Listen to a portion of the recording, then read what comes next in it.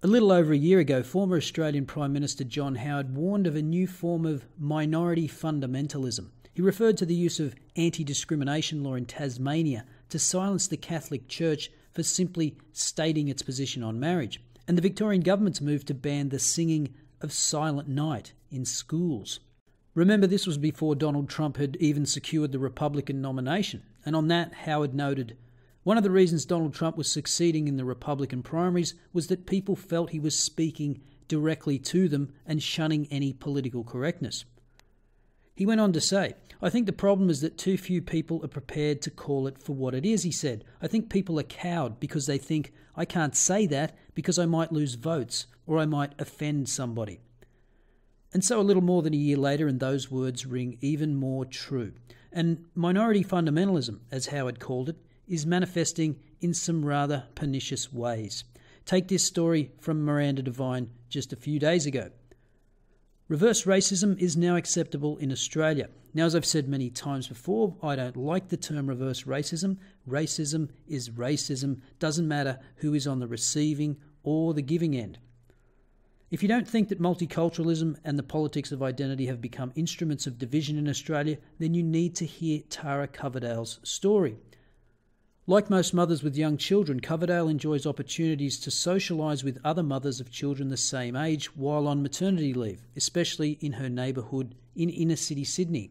So when a Russian-born friend mentioned a playgroup on Thursdays at the Alexandria Park Community Centre, she was enthusiastic. 2 weeks ago, on a humid Thursday morning, she bundled her 8-month-old baby in a pram and walked with her 4-year-old son the short distance to the community centre. When she arrived, her red-haired son raced off to play while she looked around for her friend. That was when a staff member approached and asked her if it was her first day. Coverdale thought how nice that she was so attentive. But then the woman said, "Can I ask what your cultural background is?" Taken aback, Coverdale, who has blonde hair and freckles, said, "I'm Australian." Immediately the woman said, "I'm sorry, you can't come here. It's for multicultural families and people who speak languages other than English at home."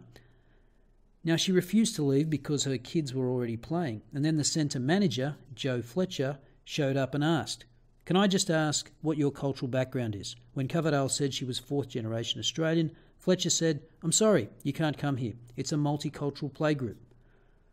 Now, that's how the conversation went according to Coverdale. Fletcher didn't respond to phone calls and emails, but she did confirm that such a conversation took place to the New South Wales Department of Education, which funds the centre. That's right, it's government funded. So apparently multicultural means everyone but white people. And this is the great lie of the claims of the diversity and inclusion extremists. Diversity means non-white, and in a country where approximately 75% of people are of Anglo heritage, claims of inclusion are classic doublespeak. I mean, how could they be anything else when you exclude 75% of the population? But listen to the rationalisation for this policy. Coverdale said she tried to charm in a bid to be allowed to attend the playgroup, but Fletcher insisted it was exclusively for multicultural mothers who might be lonely and might want to build a network of people who speak the same language. Coverdale asked, wouldn't it be better for those mothers to meet someone like her who knows a lot of people in the community? Well, yeah, you'd think that was a good point, right? Wrong. You're the wrong colour. You're one of those evil white supremacists. So Coverdale finally asked what playgroup she would be able to join. "We don't have one here for you," said Fletcher. "You'll have to go up to Erskineville or Newtown." Erskineville's playgroup is for rainbow babies and kids, and Newtown is a 30-minute walk. So what do you think rainbow babies and kids means? Who do you think that's for? Well, it's probably not for you if you are part of the 95% of the population that's straight. According to their Facebook page, this is an open playgroup for all parents within the GLBTQI community. Ooh, that's controversial. They put the gays in front of the lesbians. Now that's going to piss some people off, I bet. It is the first of its kind supported by Playgroup New South Wales. Playgroup New South Wales is committed to supporting culturally diverse families who wish to meet in a comfortable, inclusive environment. And there it is again, an inclusive environment that excludes 95% of the population. Now, don't get me wrong, in a free society you should be able to associate with whoever you want, but don't call yourself inclusive. Yes, you're inclusive of 5% of the population. Well done. And this is really the poisonous aspect of identity politics. It encourages division by focusing on differences at the expense of what we have in common. But even Coverdale is confused when she states, "We're in a pretty progressive area," says Coverdale. "It's very accepting of all people, but I feel like I'm excluded." You see the problem here? Coverdale has been fooled into thinking that progressive is synonymous with acceptance and inclusion.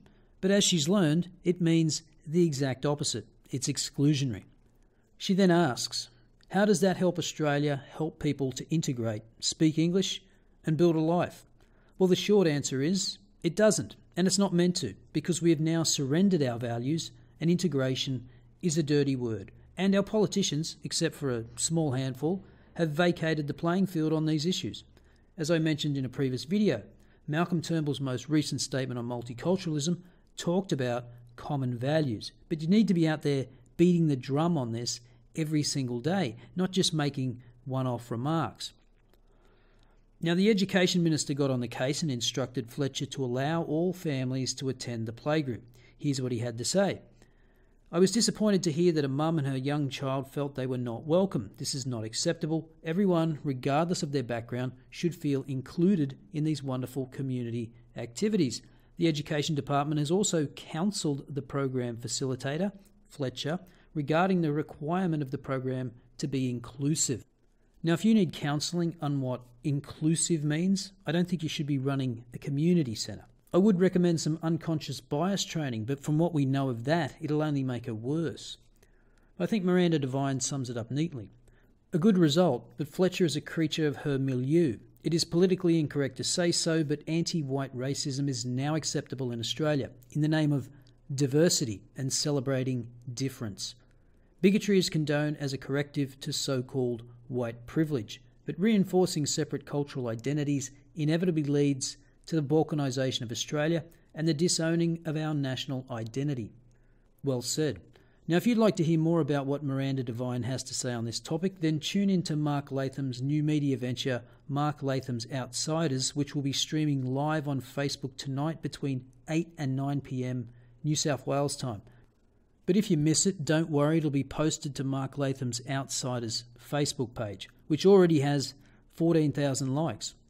Also on the show will be Bettina Arndt, who I've featured on this channel many times before. She's a prominent voice in exposing the fraudulent domestic violence narrative of radical feminists. And if you'd like to support Mark Latham's endeavour, you can make a donation at his website, Mark Latham's Outsiders. I think it's important to get behind people like Latham because he's a powerful voice in pushing back against political correctness and identity politics. But don't take it from me, here's the man himself. Welcome to Mark Latham's Outsiders, Australia's most politically incorrect news and current affairs site.